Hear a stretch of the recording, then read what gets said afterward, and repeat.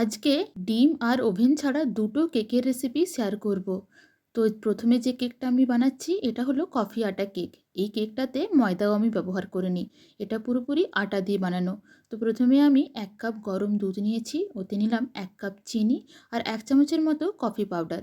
এবারে আমি চিনিটা আর কফি পাউডারটা ওই দুধের সাথে ভালোভাবে মিশিয়ে নেব। চিনিটা যেন পুরোপুরি গলে যায় সেটা লক্ষ্য রাখতে হবে। এবার আমি দিলাম 1 চামচের মতো লেবুর রস বা কাগজির রস। তোমরা চাইলে কিন্তু ভিনিগারও দিতে পারো।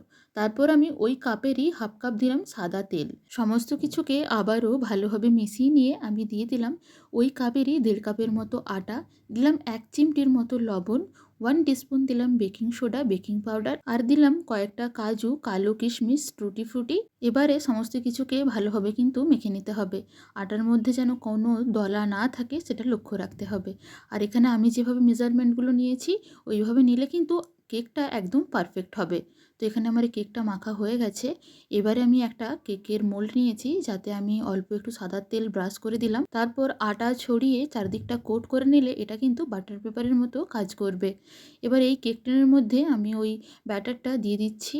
এবারে ওই মোল্ডের মধ্যে ব্যাটারটা ইভেনলি স্প্রেড করে দিলাম। তারপর ওপর থেকে অল্প একটু কফির গুঁড়ো ছড়িয়ে কয়েকটা চকলেটের কিউবস দিয়ে দিলাম। তারপর একটা স্যান্ডবাথ মোটামুটি আমি 10 মিনিট ঢাকা দিয়ে গরম করে রেখেছিলাম, ওর মধ্যে আমি কেকের টিনটা বসিয়ে দিলাম। ঢাকা দিয়ে হাই ফ্লেমে 5 মিনিটের মতো বেক করব। তারপর একদম ফ্লেমটা লো করে দিয়ে 1 ঘন্টা রেখে দেব। আমার কেকটা মোটামুটি 1 ঘন্টার মধ্যেই বেক হয়ে গিয়েছিল। আর বেক হয়ে গেছে কি না সেটা দেখার জন্য এরকম একটা ধারালো ছুরি হোক বা কোনো স্টিক ভেতরে ভরলে যদি সেটাতে কেকটা না লেগে যায় তাহলে জানতে হবে কেকটা পুরোপুরি বেক হয়ে গেছে। আর আমার কেকটা তো বেক হয়েই গেছে, যেটাতে আমি সাজানোর জন্য ওপর থেকে কয়েকটা চেরির টুকরো রাখলাম। তো দেখতেই পাচ্ছ কেকটা কতটা স্পঞ্জি হয়েছে, আর খেতেও কিন্তু দুর্দান্ত হয়েছিল। তোমরাও কিন্তু এভাবে বানিয়ে দেখো, আর কেমন লাগলো আমাকে কিন্তু জানাতে ভুলো না। তো এবারে আমি পরবর্তী কেকটা বানাবো, আর এই কেকটার রেসিপি আমাকে বৌদি বলেছিল। এটা আমরা ময়দা আর সুজি দিয়ে বানালাম। প্রথমে একটা লেবুকে নিংড়ে বেশ কিছুটা রস বার করে নিলাম। তারপর ওই যে বীজগুলো পড়েছিল ওইগুলো ফেলে দিলাম।